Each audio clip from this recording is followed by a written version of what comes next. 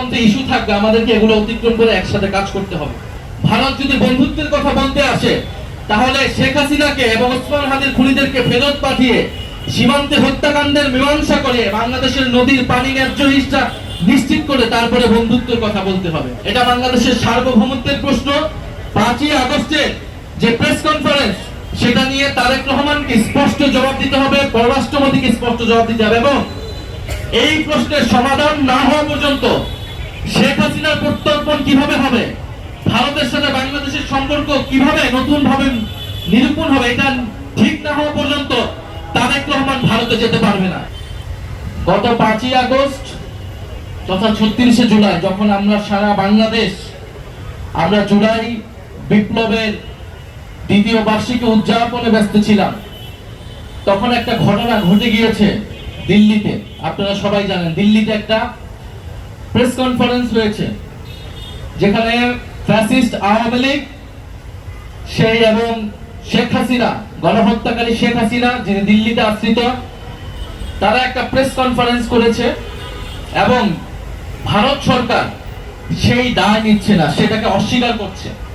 চিন্তা করে দেখুন যে ঢাকায় একটা ধরুন যে ঢাকায় 7 সিস্টারের কোন একটা স্বাধীনতাকামী সংগঠন ঢাকায় একটা প্রেস কনফারেন্স করলো এবং বাংলাদেশ সরকার বললো যে এটার দায় আমাদের না, আমরা জানি না এটা কিভাবে হয়েছে, আমরা এটাকে সমর্থন করি না।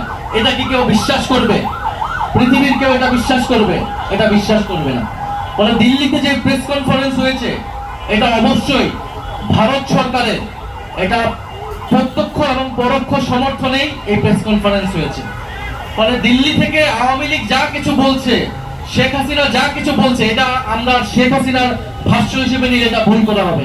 এটাকে নিতে হবে এটা দিল্লির ভাষ্য, এটা ভারতের ভাষ্য। ভারত এই বার্তাটা বাংলাদেশকে দিতে যাচ্ছে।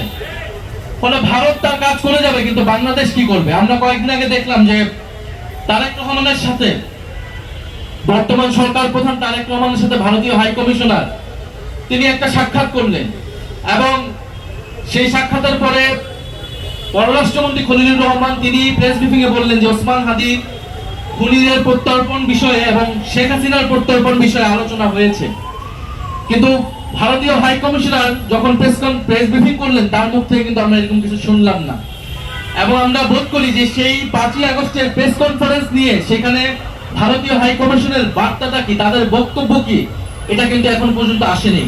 তাদের দুঃখ প্রকাশ করা উচিত ছিল, তাদের ক্ষমা চাওয়া উচিত ছিল, এবং বাংলাদেশ সরকারের শুধু একটা প্রেস বিজ্ঞপ্তি না, খুবই কঠোরভাবে তাদেরকে ডেকে এনে শাসানো উচিত ছিল, এবং সেই জবাবদিহিতা চাওয়া উচিত ছিল যে কেন এই ধরনের প্রেস কনফারেন্স কিভাবে সংগঠিত হয়। এটা বাংলাদেশের সার্বভৌমত্বের বিরুদ্ধে এই প্রেস কনফারেন্স হয়েছে। বাংলাদেশের বিচার ব্যবস্থা, বিচারে একটা রায় হয়েছে, সেই আসামিকে যখন প্রেস কনফারেন্স করতে দেয় একটা সরকার, তার মানে এদেশের গণতন্ত্র, বিচার ব্যবস্থা, এদেশের সার্বভৌমত্বের বিরুদ্ধে ভারত সরকার কার্যত অবস্থা নিয়েছে, এবং বাংলাদেশের বিরুদ্ধে কার্যত একটা ছায়া যুদ্ধ ঘোষণা করার মতো।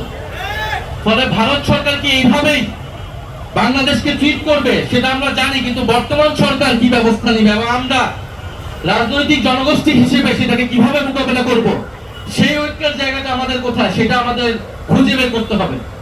ফলে এবং আপনি ভারতীয় হাই কমিশনারের কথা শুনলে দেখবেন যে বলতেছে যে সাংবাদিকরা যখন জিজ্ঞেস করছে যে সেই প্রেস কনফারেন্স নিয়ে কোনো কথা হয়েছে কিনা, উনি বলতেছেন যে গণতন্ত্রে ইস্যু থাকবে, আমাদেরকে এগুলো অতিক্রম করে একসাথে কাজ করতে হবে।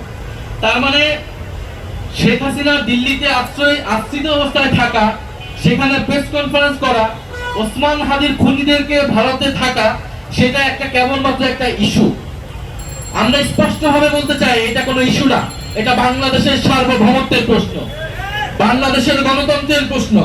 ফলে যদি বন্ধুত্বের কথা বলতে হয়, ভারত যদি বন্ধুত্বের কথা বলতে আসে, তাহলে শেখ হাসিনাকে এবং ওসমান হাদির খুনিদেরকে ফেরত পাঠিয়ে সীমান্তে হত্যাকাণ্ডের মীমাংসা করে বাংলাদেশের নদীর পানি ন্যায্য হিস্সা নিশ্চিত করে তারপরে বন্ধুত্বের কথা বলতে হবে।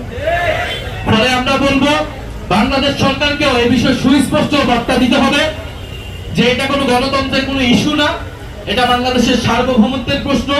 5ই আগস্টের যে প্রেস কনফারেন্স, সেটা নিয়ে তারেক রহমানকে স্পষ্ট জবাব দিতে হবে, পররাষ্ট্রমন্ত্রীকে স্পষ্ট জবাব দিতে হবে, এবং এই প্রশ্নের সমাধান না হওয়া পর্যন্ত শেখ হাসিনার প্রত্যর্পণ কিভাবে হবে, ভারতের সাথে বাংলাদেশের সম্পর্ক কিভাবে নতুন ভাবে নিরূপণ হবে, এটা রহমান ভারতে যেতে পারবে না।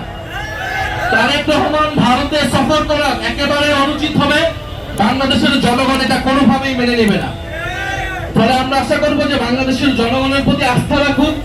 আমরা এই প্রশ্নে সকল দল ঐক্যবদ্ধ থাকবো।